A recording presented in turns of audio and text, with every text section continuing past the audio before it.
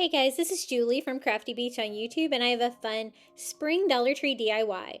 I'm going to use one of these little board signs that I got on clearance at Target Dollar Spot, but as I was showing you there, they have the same one at Dollar Tree. I just liked the color of the frame on this one better, so I'm going to go ahead and use this one. It was a vertical sign and I want mine to be a horizontal sign, so all I did was move the hanger on the sign. What I want to do is make a spring sign using supplies from the Dollar Tree that looks like a fence and a garden gate. So for the fencing, I'm going to use these little wood pallets from the Dollar Tree. And then for the garden gate, I'm going to use this welcome to our garden sign that I found from Dollar Tree.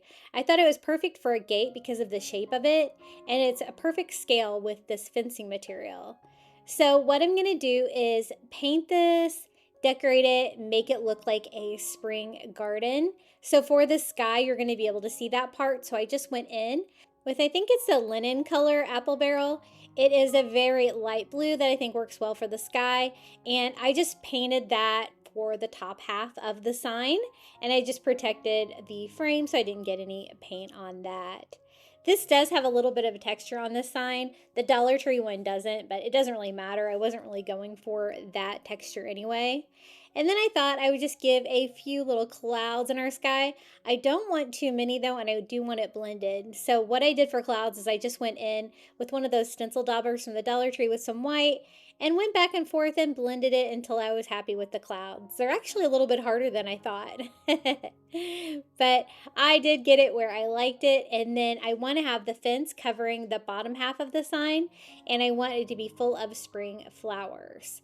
I do want it to look like a white picket fence, and so I'm just going to go ahead and paint this white with some acrylic paint. I want to try to match the gate the best that I can. That is like a white crackly sign, the little spring sign that I got there at the Dollar Tree, but I think it makes a perfect garden gate. So once I painted mine white, I went back and distressed it with some antique wax by Waverly to try to get that distressed look that this sign had. So I added a little bit of that distressing to this original sign too, just to try to make them blend together a little bit better.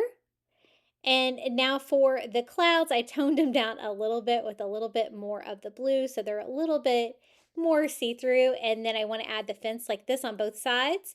To make the garden gate the same height as the fencing, I used some of those little Jenga blocks from the Dollar Tree, and I put them on their sides behind the garden gate, and that seemed to be the right thing. I'm actually, as you can see, working on the outside of the frame because it doesn't fit perfectly, but I made it work. And so to do that, I had to use also a Jenga block, this time not on its side, just for spacing. Now for the grass, I want to use some reindeer moss from the Dollar Tree. Fill this whole section in. So when you look through the fence, you see the green mossy material. It kind of gives you the illusion of grass back there for our yard.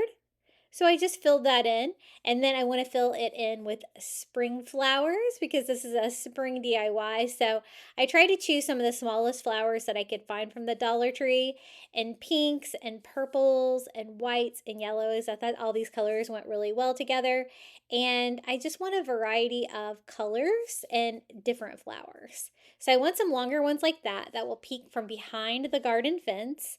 I just attached them by attaching their stems with a little bit of hot glue to the moss and the sign there, and we can put everything else on top of it where it can be peeking out from behind. Now it's time to put everything together. I just use hot glue to attach the garden gate and our little fencing panels, which I glue down to the sign.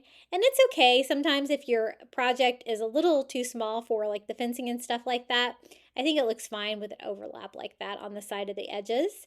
I also want flowers to be peeking out through the fence if I can, and maybe one behind the gate as well. I added a little bit of lavender back there.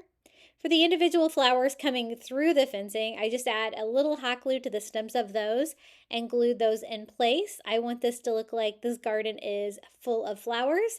The rest of them I could just kind of wedge back behind the fence like that. This was such a fun spring DIY to make. I hope you got lots of crafting inspiration